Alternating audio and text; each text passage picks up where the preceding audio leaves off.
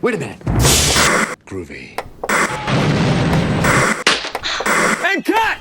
Oh, hi there. My name is Prostetnik Vogon Jeffs, and in this video I'm going to be talking about the 1984 action musical Streets of Fire. It's a rock and roll fable directed by Walter Hill, the guy who directed The Warriors and 48 Hours.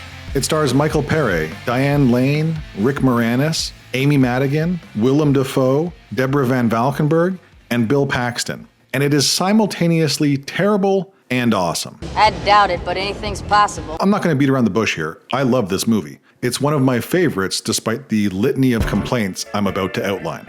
Let's get into it.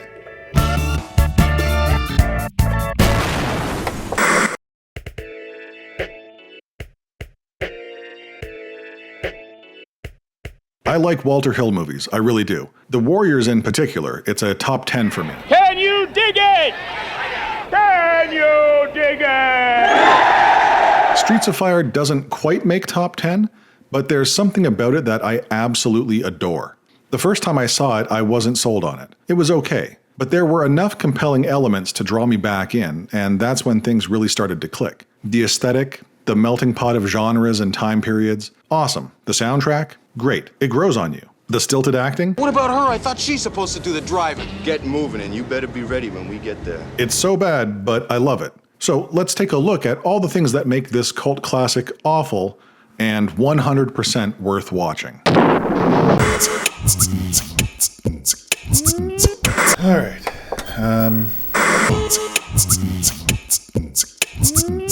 In Another Time, Another Place, that for some reason feels an awful lot like the 1950s, Ellen Aim, the lead singer of Ellen Aim and the Attackers, played by Diane Lane, is abducted in the middle of a hometown concert. She's taken by the Bombers, a biker gang led by Willem Dafoe's Raven Shattuck.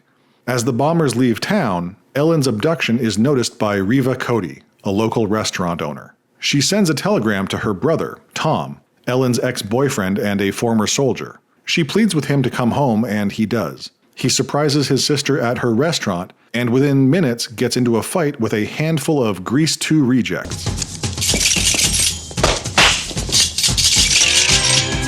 Try it again, punk. The restaurant gets smashed up. So Tom takes their wheels and drives Reva home. On their way, a couple local cops, Chief Ed Price and Officer Cooley, pull them over and read Tom the riot act. They don't want any trouble. I just came home to visit my big sister. You're not gonna have any trouble with me. Tom gets let off with a warning. Get out of here, Cody. And they make their way back to Reva's place, where she tries to convince her brother to rescue Ellen Aim. What do you want from me, huh? You know what I want. You want me to go rescue an old girlfriend who's shacked up with another guy? Thanks a lot.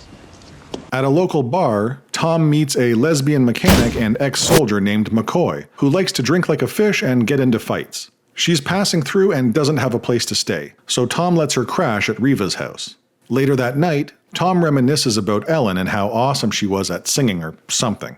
He has a change of heart and tells his sister that he's going to rescue her after all, but for a price. The next morning, Tom picks up some guns from Pete, a mechanic/arms dealer, and meets up with Ellen's boyfriend and band manager, Billy Fish, played by Rick Moranis. They strike a deal to rescue Ellen, and McCoy convinces Tom to hire her for the mission. The three rescue rangers head into the Battery, Bombers territory, where Billy surmises that Ellen is being held hostage at Torchy's, a low-life bar where he used to book bands. And he's right. Raven has Ellen tied to a bed on the second floor of the bar. What are the odds? Anyway, Tom, Billy, and McCoy park the car and move in on foot. On their way, they meet Ben Gunn. What the hell's that? A vagrant played by Ed Begley Jr. Yeah, it's a weird cameo. Guess you don't know who I am, do you? Who confirms Billy's intuition about Ellen's whereabouts. They reach Torchy's, and McCoy infiltrates the bar, seducing one of the bombers to gain access to the second floor. She finds Raven and holds him at gunpoint while Tom creates a distraction outside. Tom then slips into the bar and rescues Ellen. Tom and McCoy get Ellen outside, and they all meet up with Billy Fish. Tom tells them to take off and meet up with him later at the Grand Street underpass. He's going to stick around and create a distraction so they can escape. They head out and Tom torches Torchy's. He's about to take off on a stolen bike when Raven confronts him, threatening Ellen and Tom. I'll be coming for her. And I'll be coming for you too. Tom eggs him on and then leaves to meet up with the others. Billy learns that Tom and Ellen used to be an item, and after ditching the car to continue on foot, Ellen and Tom get into an argument about their former relationship. Working their way through the city, the group meets Baby Doll, an Ellen Ames superfan, who warns them that police are on the lookout for the group that attacked the bar in the Battery. Desperate for a new set of wheels, Tom and the group hijack a tour bus from the Sorrells, a doo-wop musical group. They drive through the city before getting a flat tire, after which the Sorrells perform an a cappella song that, in my opinion, is the best song in the movie.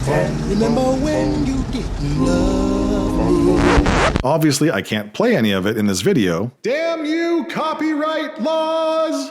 But trust me, it's great. Anyway, the musicians are interrupted by an impending traffic stop. Tom and company try to trick the cops, and Billy tries to bribe them, but to no avail. So, Tom just blows everything up and they drive off, evading the police by ditching their bus and hopping on a nearby train.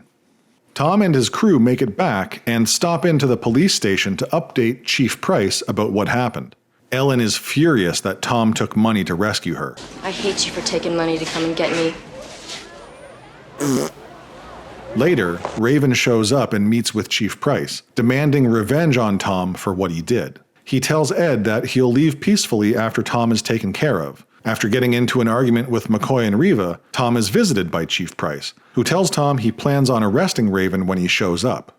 He wants Tom to leave town to avoid any conflict. Tom then heads to Billy's hotel to get paid, but he only takes the money he owes McCoy and throws the rest back in Billy's face. You can keep the rest. Ellen is moved by Tom's actions and they kiss outside in the rain. They sleep together, and Tom hatches a plan with McCoy to keep her safe. The next day, Tom, McCoy, and Ellen head out of town on a train. For some reason, Tom punches Ellen out so that he can go back and confront Raven. I mean, he could have tried talking to her, but I suppose a punch in the face works. Meanwhile, Raven shows up to fight Tom, but Chief Price wants to arrest him, so Raven calls in the rest of the bombers, overwhelming Ed and his men. Just as things are looking bleak, Tom shows up and gets into a sledgehammer fight with Raven. He beats the shit out of him, humiliating him, and the bombers are scared off by a bunch of guys with guns. Victory! Later, everyone attends a concert featuring the Sorrells and Ellen's band. Tom says goodbye to Ellen, knowing that she has a future ahead of her that he can't be a part of. He promises to be there for her if she ever needs him, and they share a kiss. As the concert continues, Tom catches a ride with McCoy and they head off, somewhere. Probably to wherever the sequel for this movie was supposed to take place. The end. Alright, let's get this thing started. Okay, I touched on a bit of this at the beginning of the video, but there's plenty to love about this movie. The cast has some heavy hitters. Willem Dafoe is great and appropriately sinister as Raven Shattuck. Diane Lane as Ellen Ames, Richard Lawson as Ed Price, Bill Paxton as Clyde the bartender. Some great choices here. And even Michael Pere and Rick Moranis, who turn in some of the worst performances I've ever seen. So what gives? And make it fast, my time is valuable. Are oddly compelling in their roles. Yeah, right. Ed Begley Jr.'s cameo, however, is so hilariously out of place, it's jarring. Oh, you're dumb. And the atmosphere, the whole feel of the movie, it's great. It feels like The Warriors meets Grease, and I'm here for it. I wish more movies would experiment and play around like this. It makes the entire experience fun and lighthearted in the best possible way. And then there's the soundtrack, which, let's be honest, is hit and miss. But the hits outweigh the misses. I already mentioned the Sorrells a cappella song, Countdown to Love, which I am absolutely enamored with. But then there's the energetic opening track, Nowhere Fast, the Torchy's background banger, One Bad Stud, and the film's penultimate pop classic, I Can Dream About You by Dan Hartman. Great stuff. Just like my review of The Crow from a couple weeks ago, Streets of Fire is another example of a flawed movie where the whole is greater than the sum of its parts. It's fun despite all of its failures, of which there are many.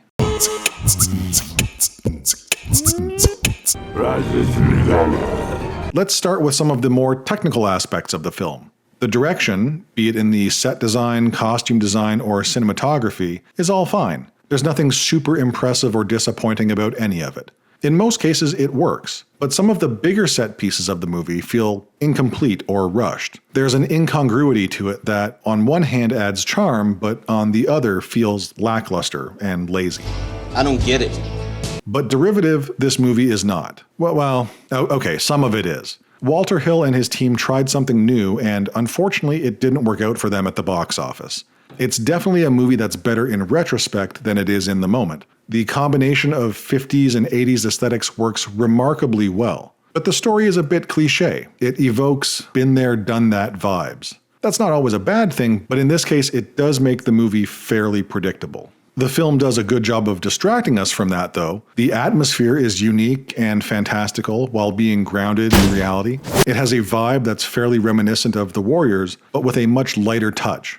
But the world itself is a mess and poorly developed. Everything feels very samey. Even when Tom and his crew head into the battery to save Ellen, it never felt like any area of the city was any different from any other area. It all kind of blends together.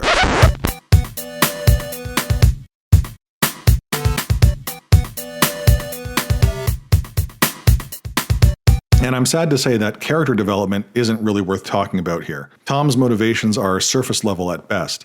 There's not a lot of depth to his character or anyone else, except for Amy Madigan's McCoy, who is probably the most interesting character of the lot. This is a case where style trumps substance. But at least we have a decent, if not by-the-book, plot development. Ellen is abducted as the inciting incident. Tom comes back to town and reluctantly makes a deal to rescue her. He achieves his goal, but creates a rift with Ellen through his selfish actions. And Raven brings his gang down on him, threatening not only him, but those he cares about. It's decent. Again, nothing mind-blowing, just decent. Luckily, Walter Hill is experienced enough to know how to keep things moving. There are a few parts that drag things out and showcase the surface-level script. Anytime Rick Moranis is front and center, and listen, I love Rick Moranis, I really do. Oh, knock off the crap, will you? But anytime Billy Fish is talking, I'm either rolling my eyes or tuning out. Willem Dafoe's Raven, on the other hand, man, I could watch him all day. And sure, it's mostly because Willem Dafoe is endlessly entertaining, but there's a mystique to Raven as an antagonist, despite being completely one-dimensional. I guess maybe I am. You're dumb. I mean, his motivation is nothing more than steal girl, and when girl gets rescued, go beat up man who took girl away. It's pretty weak. I just get excited around pretty girls. It works, I guess, when you don't think about it or care, but it's not great. And it makes the ending feel a little weak, too. Raven is only intimidating because of his gang. There's nothing about him per se that evokes fear or elicits dread. So when Tom Cody beats him up, and the rest of the gang is scared off by all the guys with guns, get out of here! It's like, yeah, okay, now what? I guess things are back to normal, right? And then Tom and Ellen kiss, but he takes off with McCoy because it's just not meant to be, or some self-righteous bullshit like that. I don't know. It's not the most satisfying of endings. But despite all of that, despite its numerous failings, Streets of Fire is still a fun ride. It's squarely in that category of film that is not great, but, pretty enjoyable to watch. Plus, and I don't know, I might be alone on this one, but it has Deborah Van Valkenburg. I had a huge crush on her back in the 80s with Too Close for Comfort and The Warriors. It was Deborah and Helen Slater. I don't know why, but I was all over anything those two were in. Well, okay, I know why. I think we all know why. Alright, seriously, if you haven't seen Streets of Fire, I would absolutely recommend it. It's the kind of fun movie that we need more of nowadays. You're not going to find perfection, and some aspects of it might drive you crazy, but it'll be a good time. Do not, however, I repeat, do not watch the 2008 unofficial sequel, Road to Hell. It's laughably bad Streets of Fire fan fiction with the production values of a corporate safety video. Don't tell him I told you, though. Actually, if you're ever in doubt about whether Streets of Fire is a good movie or not, go watch Road to Hell, because Streets of Fire is a box office bomb that is absolutely worth watching.